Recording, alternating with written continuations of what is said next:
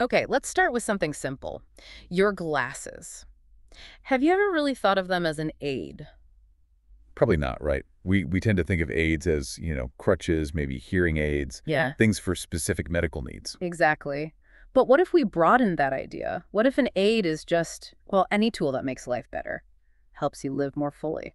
That's precisely what we're diving into today. We want to challenge that conventional thinking about assistive technology. Yeah, we're going to explore how tons of everyday tech is actually designed to help everyone. And you'll probably be surprised by how much it impacts people, particularly those navigating disabilities. We'll look at tech you probably don't even see as an aid. And interestingly, how sometimes new tech can actually create new hurdles, too. Right. And a lot of our perspective today comes from this really fascinating conversation we had. Yeah, with someone who lives with both visual and physical disabilities, it gives this incredibly unique view on technology's real role in our lives. So let's unpack that. So, yeah, when we say aids, the picture is often, like you said, crutches, canes, things linked to illness or a very visible disability. But that view is just too narrow, isn't it? An aid isn't just for someone who's labeled sick or disabled. It's any tool that improves life for anyone. And glasses are the perfect example, as you said. Millions, probably billions of people use them. They aid our vision. Simple. Makes reading possible, driving safer, Mm. just comfortable daily life. But then you see someone using, say, a wheelchair or maybe a really modern hearing aid. And the reaction can be totally different. There's still this like stigma attached sometimes. It's quite striking. Glasses are normal, even a fashion statement. But these other aids, well, they often make people feel awkward. We heard this anecdote, remember, about a friend at a business dinner. Oh, yeah. They had a really sleek, modern hearing aid. Someone asked if it was a new earphone, just curious. Uh-huh. But as soon as they explained, no, it's a hearing aid, the person immediately got flustered. Oh, I'm so sorry, I shouldn't have asked. And that reaction just says so much, doesn't it? Why apologize?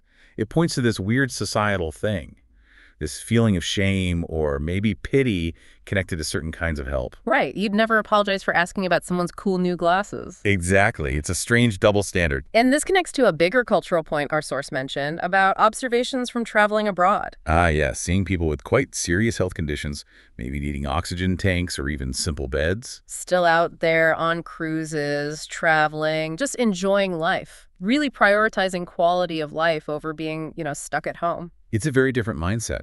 They see these devices, these aids, not as signs of weakness, but as enablers, tools that let them participate fully. It's a much healthier view, isn't it? Technology supporting life, not something you need to hide. Aids help you overcome challenges and live. Precisely. So with that broader definition in mind, let's talk about the smartphone, the device pretty much everyone has. Right. Beyond just calls and scrolling social media, it's actually a massive accessibility tool, often hidden in plain sight. It really is. Modern phones have some incredibly powerful accessibility features built right in. Take full blind modes. Oh, I've tried activating that just to see. It's complex if you're sighted. Totally. It relies entirely on specific gestures like multi-finger swipes and taps and voice feedback for everything on screen. Zero visual cues needed. It's designed for someone with no vision at all. Amazing. But totally unusable for me. It just reads everything out loud as you swipe around. But revolutionary if you need it. Yeah. And then there are things like custom gestures. Think about someone with, say, cerebral palsy who might struggle with fine motor control. Like pinching to zoom on a map. That can be tricky. Exactly. So they can set up custom gestures. Maybe a single tap does the zoom instead of that difficult pinch motion.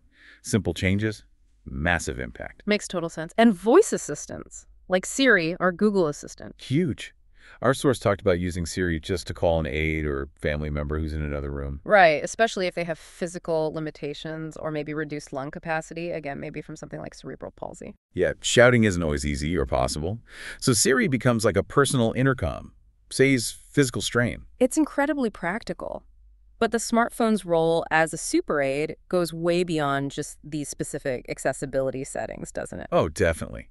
It's become this central hub for health and wellness management well, for everyone. These tools for self-reminders and self-monitoring are powerful. Like connected health devices. Exactly. Things like smart blood pressure cuffs, they sync right to an app on your phone, tracking trends, sharing data with your doctor.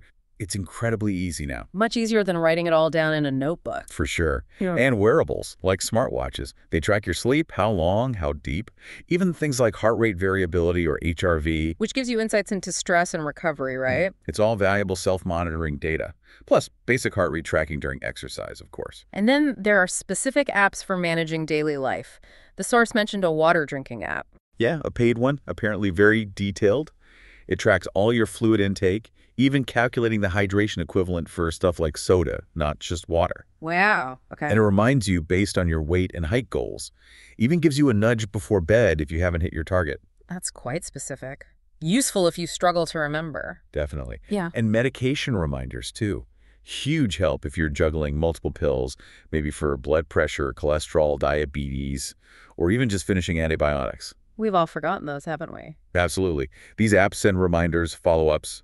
Really cuts down on missed doses, which can be critical. Useful for helping elderly relatives manage their meds, too. So yeah, the phone isn't just for fun. It's a serious tool for managing health and just daily life, enhancing quality of life for potentially everyone. Okay, so moving beyond the phone. We find aids disguised as everyday items all over the house. The electric toothbrush is a fantastic example. Right. Modern ones have all sorts of tech zone sensors, ultrasonic cleaning. They do a great job. But its origin story is really interesting.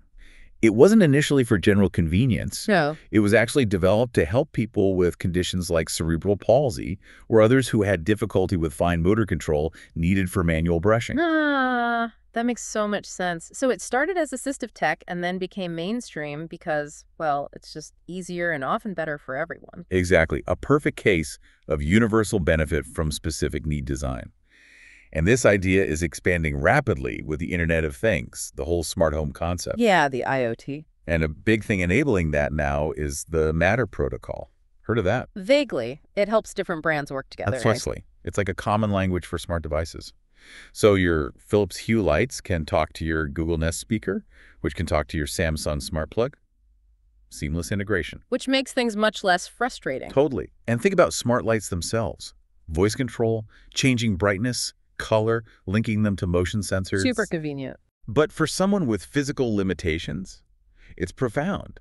Not having to ask someone else to just turn on the light. That's real independence, real autonomy. That's a huge difference in daily life, yeah. And what about getting in the door? Smart locks. Another great example, modern electronic locks, fingerprint, password, even facial recognition. They offer amazing convenience. No more fumbling for keys. Right. And crucially, they can be installed at different heights. So if someone uses a wheelchair, the lock can be positioned lower down for easy reach. That seems obvious, but probably often overlooked. It leads to this simple idea, a kind of test for universal design. We call it the clenched fist test. Okay, intrigued. The clenched fist test. Yeah, think about opening a door. Could you do it with your fist clenched? Like if you were carrying bags or had arthritis? A standard round doorknob? Probably not easily, maybe impossible. Exactly. But a lever handle? Easy. Just push down with your fist or elbow. I see. So the lever handle is inherently more accessible? Way more accessible. It shows how tiny design choices have a massive impact on usability for a whole range of people, not just those with obvious disabilities. Design for the edges, benefit the middle. That's a brilliant way to put it. It makes universal design feel very practical, like those hands-free doors you sometimes see. Right. Best case scenario, like some places in Vegas, they have motion sensors at waist height.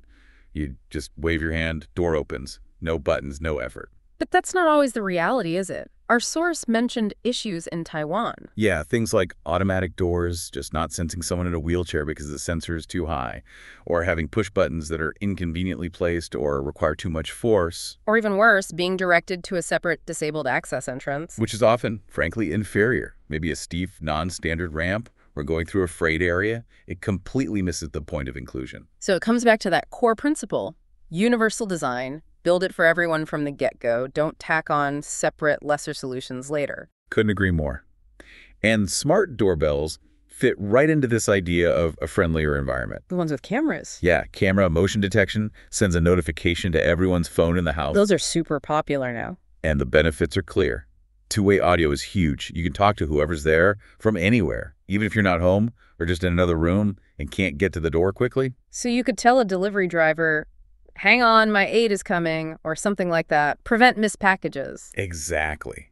Plus, the video recording, often stored in the cloud, adds a layer of security and convenience. You can see who came by, even if you missed the notification. It really shows how tech, when designed thoughtfully, can just make spaces more accessible and manageable for diverse needs. But, and there's often a but, technology isn't always a simple forward march of progress, is it? Sometimes, advancements can actually create new problems. Yeah, the double-edged sword idea. Let's talk about video games. Right. Modern games are incredibly realistic, visually stunning. Amazing immersion. But that realism often comes with increased complexity. More buttons to manage, really precise joystick movements needed, haptic feedback, VR, requiring you to physically move around. Okay, I see where this is going. For someone with motor disabilities? It can make the games less accessible, paradoxically. The very things that enhance the experience for many can actually simulate real-world difficulties into the game itself. So if you struggle with fine motor control in real life, a game demanding hyper-precise input becomes a barrier, not an escape. That's the potential downside, though it's not always the case. Some motion control games, like, say, Switch Sports, can still be really fun and good exercise. Yeah, our source mentioned a famous visually impaired singer in Taiwan, Xiao Huangqi. Oh, right. Plays games, even hits tennis balls using motion controls. So it really depends on the specific game design and the interface. But it highlights how progress for some can inadvertently exclude others, like facial recognition on phones, Face ID. Super convenient, right? Until it suddenly isn't. What do you mean? Imagine you rely heavily on your phone for everything: communication, social connection, information. Then you have eye surgery, need to wear eye patches for a while. Face ID stops working. Exactly. And suddenly, you might be locked out of your primary connection to the world. What was a convenience becomes a major block, leading to real isolation. Wow, that's a stark example of dependence and sudden exclusion. And what about something maybe more common? QR code menus in restaurants. Oh, yes. A big topic lately. Yeah. Very convenient for the restaurant, perhaps. Less so for many customers. Why is that? Well, think about it. Often small text on your phone screen. Maybe the restaurant's website isn't designed well, hard to zoom, Yeah. no pictures sometimes. Okay, yeah. If you have any visual impairment, or maybe you're just not super comfortable navigating tiny menus on a phone. It's a real challenge. It's not just about preference. It can be a genuine barrier to simply ordering food. So the ideal isn't getting rid of physical menus entirely. Absolutely not. The key should be diverse choices. Offer both. Let people choose the format that works best for them. Digital is fine, great even, but don't remove the traditional option that works well for so many across all ages and tech abilities. It seems so obvious when you put it like that. Why force everyone into one tech solution? That's a great question. Maybe it's perceived efficiency, but it often ignores the user experience for a significant portion of people. Looking ahead, though, voice technology seems incredibly promising. You mentioned a project in Taiwan. Yes, building a large database of Chinese voices specifically for text-to-speech applications. And the goal there is? Well, imagine someone who has a speech impediment, or maybe both hearing and speech impairments. This system could allow them to type what they want to say and have it spoken out loud, clearly, using a synthesized voice that's based on their own unique vocal patterns. Wow. So it wouldn't just be a generic robot voice. It would sound like them. That's the aim, to capture their unique voice fingerprint, as it were. Think about how much easier daily interactions would become, ordering coffee, talking on the phone. It restores a level of personal identity and dignity.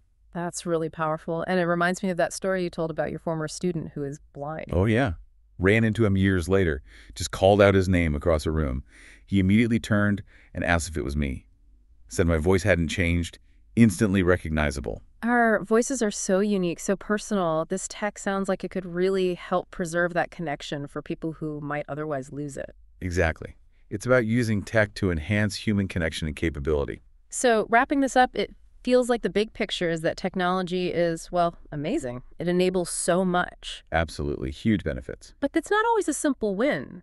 Progress can be uneven. It can solve problems, but sometimes, maybe unintentionally, it creates new ones. Especially when those core ideas, universal design, thinking about all potential users from the start, get overlooked. That really seems to be the crux of it. Convenience for the majority is great, but not if it comes at the cost of creating new hurdles for others. Yeah, that's the key tension, isn't it? So maybe the thought to leave everyone with is this. How do we make sure that as technology keeps evolving, we're consciously prioritizing things like diverse choices and universal design? Right. How do we ensure that the next wave of innovation makes life better for everyone and doesn't accidentally leave some people behind? And perhaps even thinking about our own tech choices. How do they fit into building a more inclusive environment day to day? Something to consider.